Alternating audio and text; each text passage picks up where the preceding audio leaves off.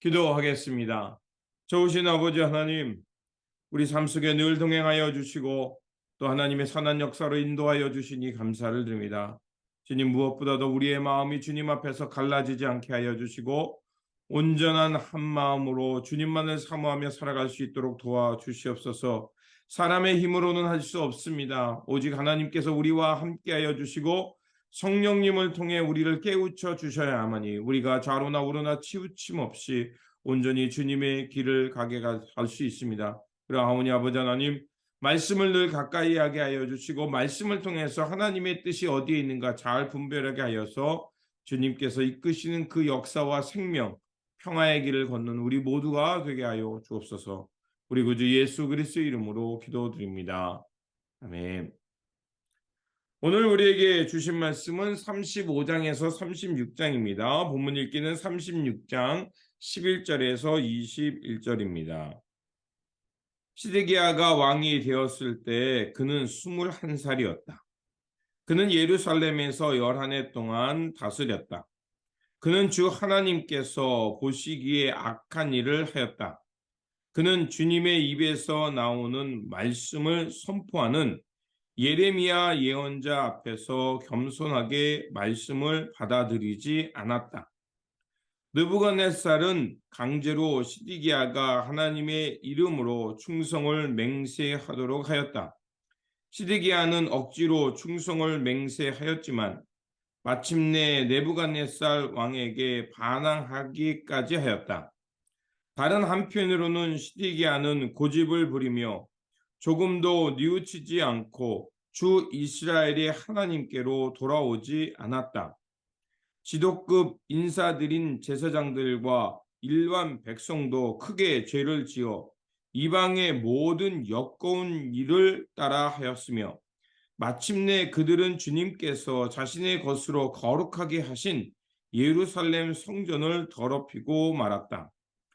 그들의 조상의 하나님이신 주님께서 그들과 그 성전을 구원하실 뜻으로 자기의 백성에게 예언자들을 보내시고 또 보내셔서 경고의 경고를 거듭하셨지만 그들은 하나님의 특사를 조롱하고 하나님의 말씀을 무시하고 하나님의 예언자들을 비웃었다. 그러다가 마침내 자신의 백성을 향한 주님의 진노가 치솟았으니 백성을 바로 잡을 길이 전혀 없었다. 하나님께서 바벨로니아의 왕을 불러다가 자신의 백성을 치게 하셨다.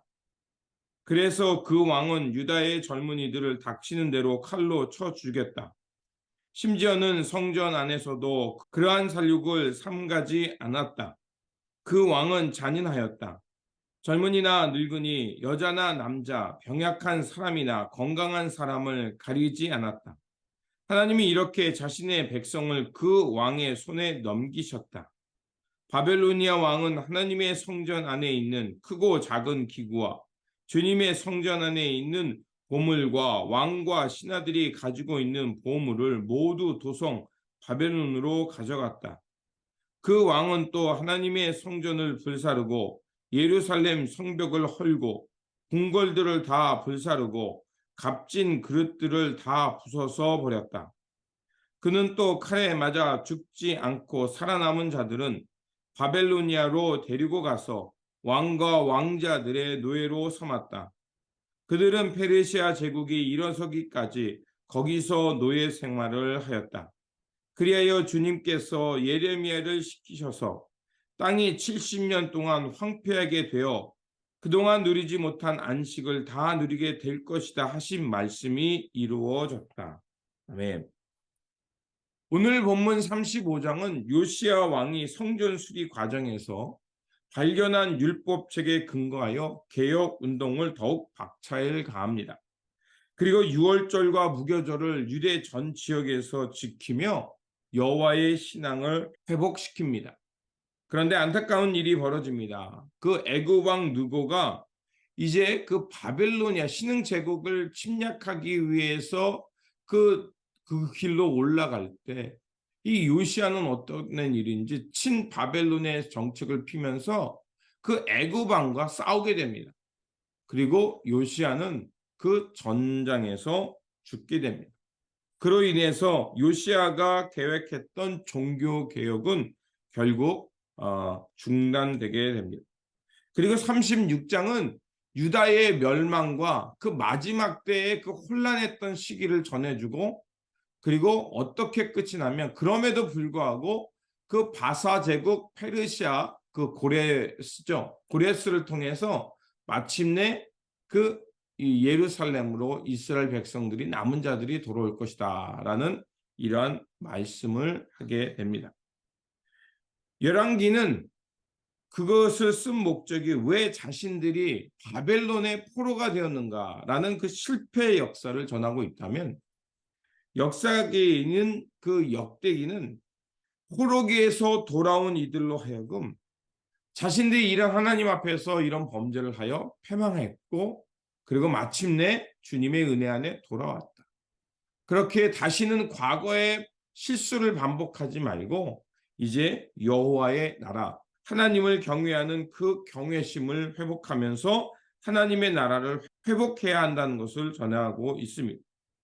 그래서 인간이 죄를 짓고 우상을 따름으로 여러 가지 어려운 일들을 겪지만, 결국 하나님은 그들을 버려두는 것이 아니라 고치시고 회복하신다라는 것을 말하고 있는 것입니다. 또한 인간의 나라인 그 남유다와 북이스라엘은 결국 역사 속에서 사라지지만, 하나님의 나라와 하나님의 역사는 영원히 지속된다는 것을 우리에게 말해주고 있습니다. 그래서 오늘 본문은 이렇게 말합니다. 그 나라가 망한 후에 포로 생활에 끌려가고, 그리고 그곳에서도 하나님의 선한 역사가 있음을 우리에게 말해주고 있습니다. 유다 왕 요시야는 그 무깃도 전투에서 전사하게 됩니다. 그래서 그의 아들 여호와스가 왕이 됩니다. 그도 마찬가지로 그 아버지 요시야와 같은 정책을 펼치면서 반애굽 정책을 펼칩니다. 우리가 역사에서 알고 있는 대로 애굽 왕 느고와 바벨론의 왕이었던 그 전투에서 그 결국 애굽이 패배를 하게 됩니다. 그러니까 그 애굽이 돌아오는 길에 가만히 놔두겠습니까? 남유다를? 아니죠. 그 여호와스를 석 달 만에 폐위시키고요, 그를 포로로 잡아가고 유다에게 벌금을 물기는데 무려 은 100달란트와 그 한 달란트를 내게 합니다. 결국 어마어마한 벌금에 의해서 재정적 위기를 만나게 되고, 그리고 왕권이 하루아침에 바뀌게 됩니다. 여호와스를 폐위시킨 애굽 왕 느고는요, 결국 그의 형제 엘리야김, 그리고 여호와긴이죠, 강제로 그의 이름을 바꾸고, 그리고 그 여호와스는 애굽으로 잡아가게 됩니다.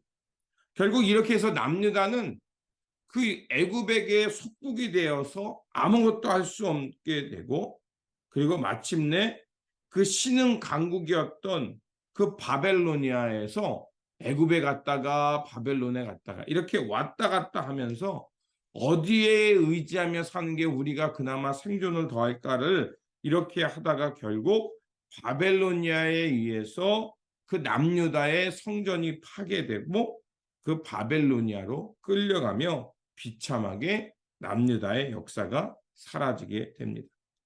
남유다가 망하게 된 것은 한 개인의 잘못만이 아니라 온 나라가 하나님께 불순종했기 때문임을 말하고 있는 것입니다. 13절과 14절에 보면 무엇을 말하냐면, 바로 그 시드기야 왕, 마침내 그 남유다의 마지막 왕이었던 시드기 왕이 억지로 어떻게는 하나님 앞에 충성을 하지만 진심으로는 하나님을 따르지 않았던 겁니다. 어느 편에 쓰는 것이 좋은가, 자기가에게 유리한가 끊임없이 저울질하고, 그러다가 결국 바벨로니아에게서 그 멸망당하게 된 것입니다. 또한 14절은 뭐라고 말하냐면, 그 이렇게 나라가 망하게 된 이유를 지도급인 제사장들과 일반 백성도 크게 죄를 지어 이방의 모든 역겨운 일을 따라 하였으며, 마침내 그들은 주님께서 자신의 것으로 거룩하게 하신 예루살렘 성전을 더럽히고 말았다라고 말을 하고 있습니다. 남유다가 멸망하게 된 것은 단순히 왕 한 사람이 잘못 서서 그것으로 끝난 게 아니라 결국 하나님의 성전을 잘못되게 바라보았고 그 하나님을 경외하는 그 경외심이 사라졌고 불순종을 통해서 나라와 민족이 하나님께 등을 돌렸기에 남유다는 역사 속으로 사라질 수밖에 없었음을 말하고 있는 것입니다. 하나님은 그들에게 끊임없이 15절과 16절을 보면 그들을 구원하시기 위해 하나님께서는 그들에게 백성들에게 예언자를 보내서 경고의 말씀을 거듭했다고 말합니다. 그런데 16절은 뭐라고 말합니까? 하나님의 특사를 조롱하고 하나님의 말씀을 무시하고 예언자들을 비웃다가 마침내 하나님의 진노가 치솟자 백성들을 어떻게 할 수가 없었다라고 말합니다. 나라와 어떤 시스템이 망하는 데에는 하루아침에 망하는 게 아닙니다. 그 안에 조직을 이루고 있고 구성원을 이루고 있는 사람들이 점점점 하나씩 그 망가지고 그리고 그 본래의 정신을 잃어버리게 되면 작은 부분에서 시작된 그것이 결국 전체를 망가뜨리게 됨을 말하는 겁니다. 그래서 예수님께서도 여러 가지 비유 속에서 누룩의 비유를 말씀하셨습니다. 누룩은 처음에 잘 보이지도 않습니다. 그런데 그게 어떻게 됩니까? 떡덩어리 전체를 바꾸게 됩니다. 그래서 이스라엘 백성들은 무교절에 그 무교병을 먹죠. 그 누룩이 들어가지 않은 그냥 밀가루 떡을 먹는 거예요. 그걸 먹으면서 자신들이 광야에서 어떻게 살아야 했는지, 유월절의 은혜가 무엇인지를 그 쓴맛을 보면서 기억하기 위함입니다. 이 남유다는 하나님의 언약을 버리고 세상의 신을 쫓다가 결국 하나님의 말씀 언약과 정반대의 길 가다가 멸망의 길로 간 것이었습니다. 그런데 36장 마지막 절을 보면요. 무슨 얘기가 나오냐면 이렇게 하나님의 언약을 버리고 하나님의 이름을 더럽히면서 멸망당했지만 그래서 그 사건을 21절은 이렇게 말합니다. 그래야 주님께서 예레미야를 시켜서 땅이 70년 동안 황폐하게 되어 그동안 누리지 못한 안식을 다 누리게 될 것이다 하신 말씀을 이루셨다. 이런 표현을 합니다. 그러니까 그 땅이 하나님께서 그렇게 패망하도록 한 게 아니라 그렇게 황폐되고 이렇게 이스라엘 백성들이 포로로 끌려가고 모든 것이 무너진 걸 보면서 하나님이 우리를 이렇게 강제적으로 못하니까 안식을 누리게 했다. 이런 식으로 그 역사의 슬픔을 말하는 것입니다. 그런데 그렇게 끝나지 않죠. 22절과 23절에 보면 페르시아의 고레스 왕위에 오른 첫 해에 주님께서 예레미야를 시켜서 하신 말씀을 이루시려고 페르시아 왕 고레스의 왕의 마음을 움직였다. 고레스는 온 나라에 명령을 내리고 그것은 다음과 같이 조서를 써서 돌렸다. 페르시아의 고레스 왕은 다음과 같이 선포한다. 주 하늘의 하나님께서 나에게 이 땅의 모든 나라를 주셔서 다스리게 하시고 유다의 예루살렘에 그의 성전을 지으라고 명령하셨다. 이 나라 사람 가운데 하나님을 섬기는 모든 백성에게 하나님께서 함께 계시기를 빈다. 그들 모두 올라가게 하여라. 결국 그들은 나라가 망해서 하나님의 역사가 끝난 줄 알았는데 아니라는 거죠. 그 사람이 세운 땅의 역사는 사라진지 모르지만 하나님의 역사는 그 실패 속에서도 끊임없이 역사하고 있었고 불순종으로 무너지고 파괴된 땅을 하나님은 정화하신 후에 마침내 다시 회복하신다는 것을 우리에게 말해주고 있습니다. 그 역사의 일꾼으로 결국 페르시아 바사왕 고레스를 통해서 남은 자들 바벨로니아 제국에서 살다가 그 바벨로니아 제국이 망함으로 남은 자들이 예루살렘에 다시 돌아와서 하나님의 성전을 건축하게 되고 하나님의 역사를 이어가게 하는 것입니다.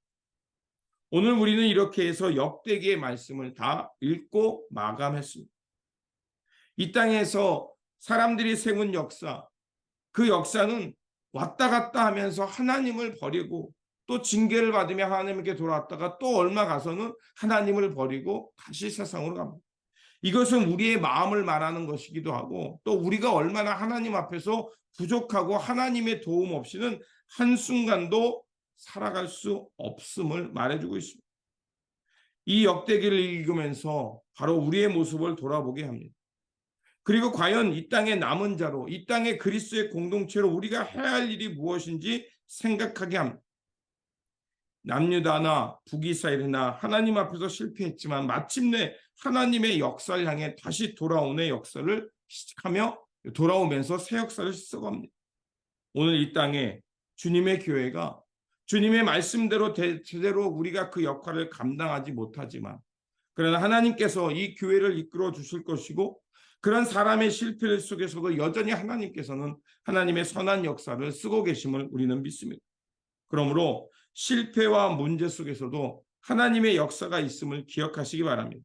그리고 하나님께서 다시 써가시는 그 역사 속에 우리가 깨어 산다면 다시 하나님의 선한 역사를 향해 일어서게 될 줄 믿습니다. 파괴되고 상처난 땅이지만 그러나 주님께서는 그곳에 복음의 씨앗을 뿌립니다.